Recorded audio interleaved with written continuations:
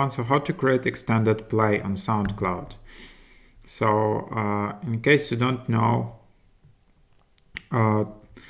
so for example on Spotify, your music will be classified under extended play if the release has 4-6 tracks or the release is under 30 minutes. So there you have it. Or on iTunes, 1 to 3 tracks, something like that. So basically you can do that in SoundCloud. Basically go to your profile, just click here, profile, and you will see all your tracks. And then next step, you need to create a playlist, because then you can transform playlist into extended play. So just add to playlist, and then okay, I'll just name it like that. Save.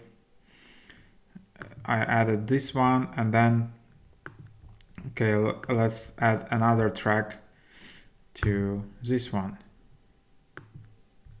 And then I can just go there, and then what I can do, I'm just add it in this playlist. So it's just like a simple playlist.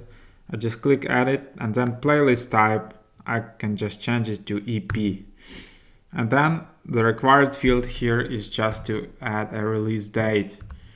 So I'm just doing that. Of course, you can upload image, you can change your title, you can add description, tags, and all the standard metadata, and then you will see EP release date, and then it's like kind of EP.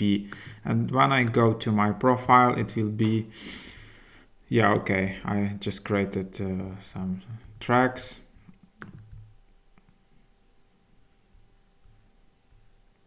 Yeah, you will see here extended play, that is kind of like EP. It's not just like a playlist, but that's how it works. So thanks for watching.